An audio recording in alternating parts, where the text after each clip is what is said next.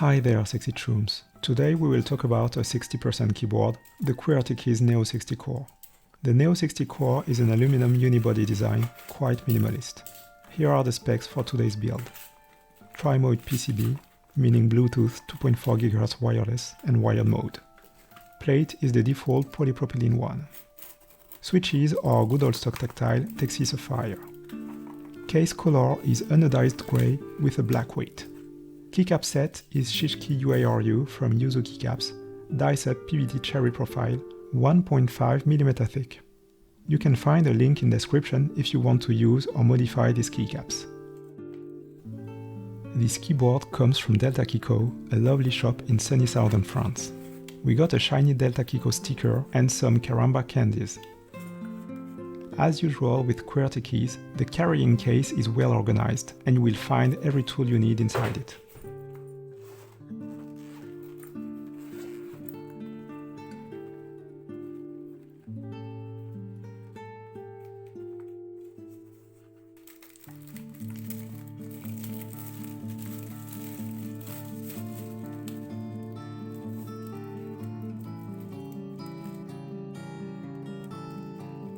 There's a thin foam already installed in the aluminum case. I don't know what material it's made of, maybe IXP.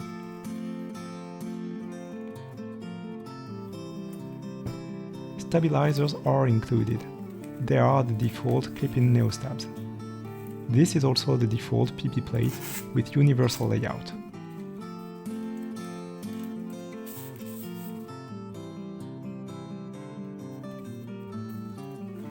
PCB is the tri-mode hot swap one with universal layout as well. We will keep the plate foam and the PCB PE foam.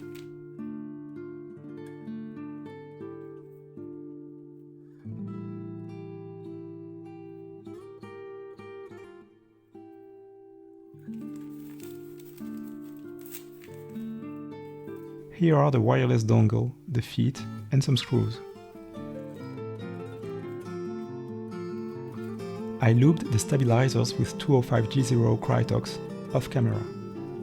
Put the stick toward the big hole. This is the way I remember how to place the stabilizers. Clip-in stabs will require the user to push them firmly into their slots.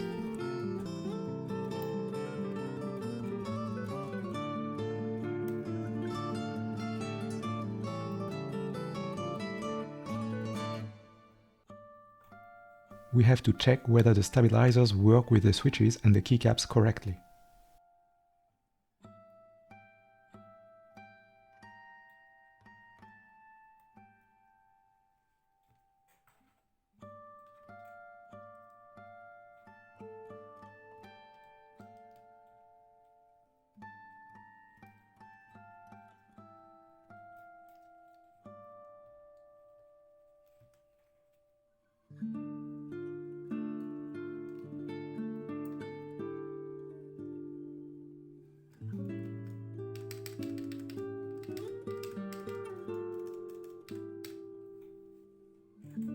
Now that we are satisfied with the stabilizers, we have to secure them. This part is a bit annoying. We have to insert these small plastic chips into the rear of the stabilizers. If we forget to do this, the stabilizers can get pulled out from the PCB quite easily.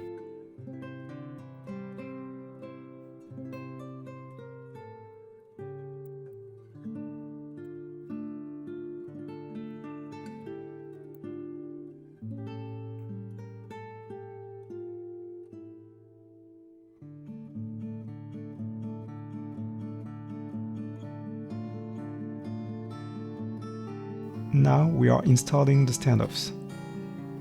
They are optional for gasket mount, but mandatory for O-ring mount.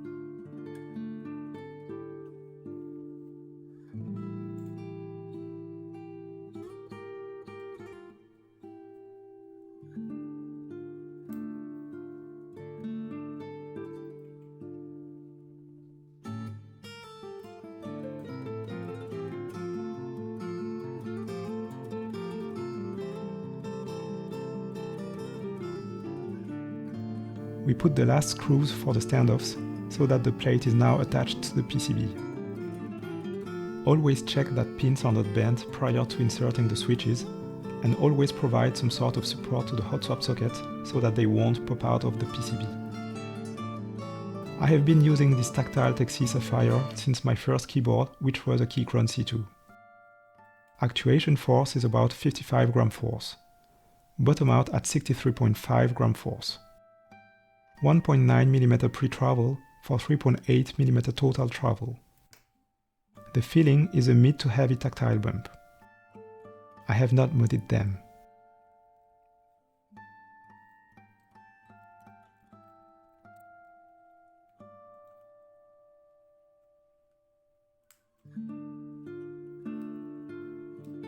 You can see that I have already put the gaskets on the PCB, but I didn't record that part.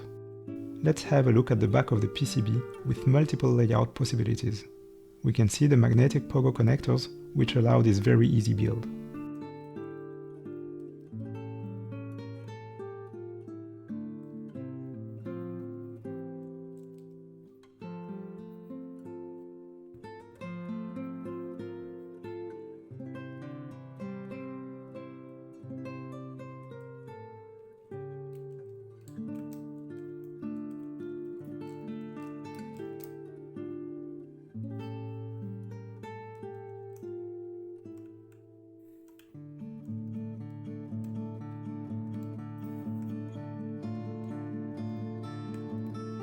This keycap set is from Yuzu Keycaps, a very nice shop if you want to design your own keycaps.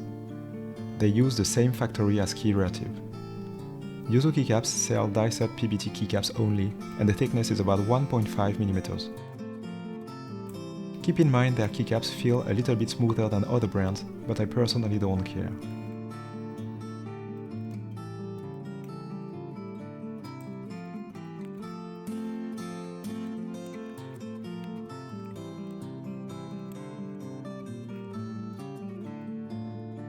This Pinecone novelty is one of the reasons for the name of the keycap set.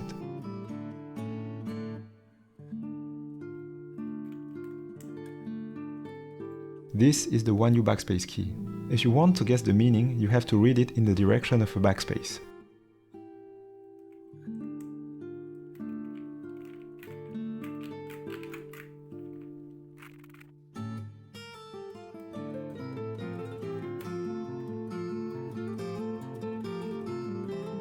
Now is the time to set the power switch to on so that we can use Bluetooth and 2.4 GHz wireless modes.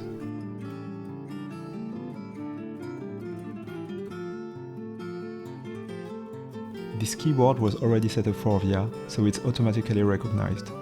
I highly suggest to use VIA with Chrome browser for better compatibility.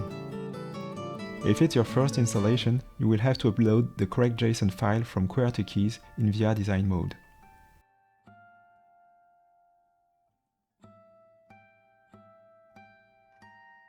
This keyboard uses split backspace, split left shift, split right shift and SandGun bottom row, so we have to set it up in VIA design mode and in VIA settings.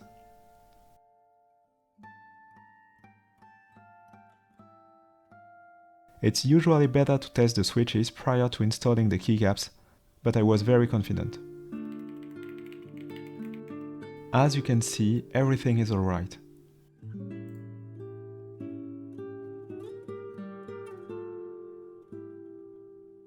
I use my layer 1 for the arrows and the F row.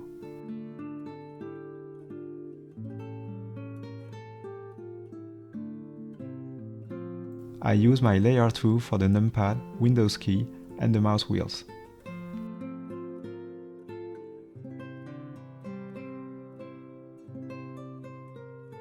I use my layer 3 for keyboard system, mouse emulation and connection mode.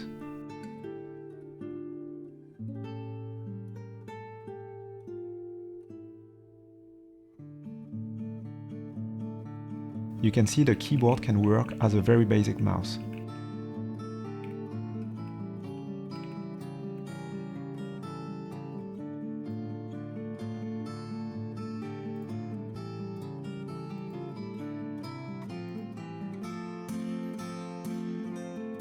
We can save our settings in a Node.json file so we can reload them if we have to perform a hard reset.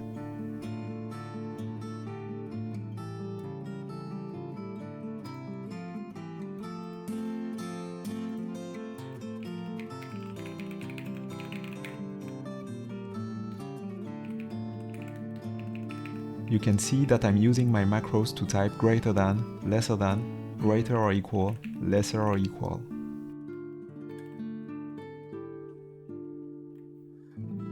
Let's have a better look at this Neo 60 core.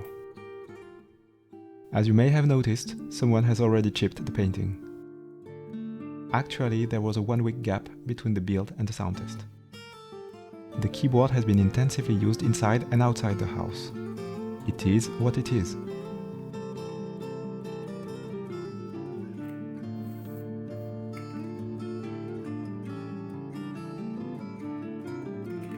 Very nice cover for the wireless dongle storage.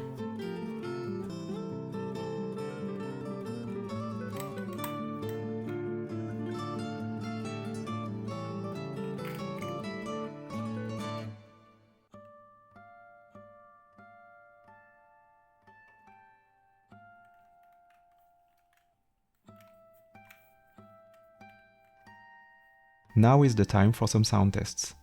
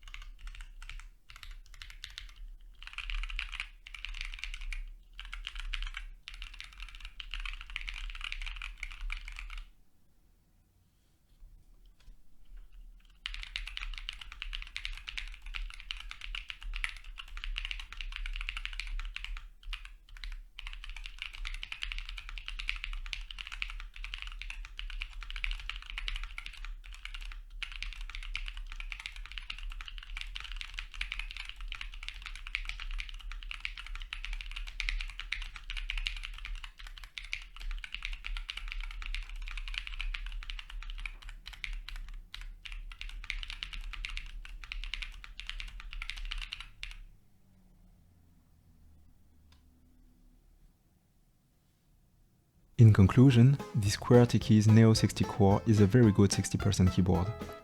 You can get this brand new tri-mode version for about 150 euros.